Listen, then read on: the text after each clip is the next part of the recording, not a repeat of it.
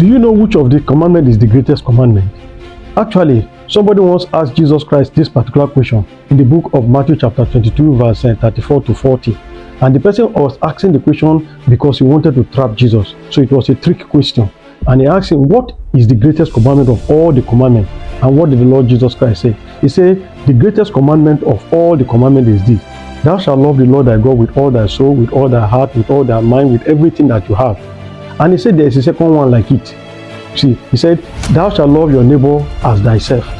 Now, if you pay attention very well, one of the things you are going to notice is that Jesus Christ did not say, thou shalt love the Lord thy God and your neighbor as yourself. He didn't love them together. He actually separated them. Now, the question is, why did he separate them? I will tell you. You see, because to love the Lord thy God with all your heart, with all your soul, with everything that you have, is a different kind of love. And to love your neighbor as yourself is another different kind of love. How did you ask? Let me explain. You see, the modus operandi of loving God is just simple. Like he has made us to understand that his own love language is for you to do what he asks you to do. Jesus Christ said it in the book of John chapter 14 verse 15, which says, if you love me, keep my commandments. You have other ones like John chapter 15 verse 10. He said, if you keep my commandment, you will abide in my love, just as I have kept my Father's commandment and abide in his love. Another one is found in the book of 1 John chapter 5 verse 3. He says, for this is the love of God, that we keep his commandment, and his commandments are not burdensome. So you can see now that to love God is to obey his commandment. But you see, like when it comes to loving others as yourself, you see, it's actually a different ball of wax altogether. It means that you are committed.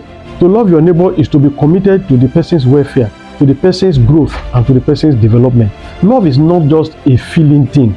Most times we restrict our understanding and every other thing of love to what? To just feelings. It's not just feelings. It's not feelings alone. You cannot tell somebody that you love the person and then you are not committed to the person's growth. You are not committed to the person's welfare and the person's development. You see? And that is why love always must have a direction. You cannot love somebody like what they say unconditionally.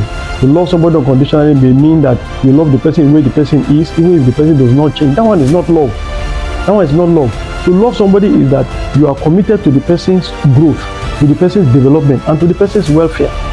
So you see, this is the reason why the Lord did not lump them together as a single law. He just said, this is the major commandment, and this one like that is like it. So the love of God, the love we have for God is vertical. It's not about emotion.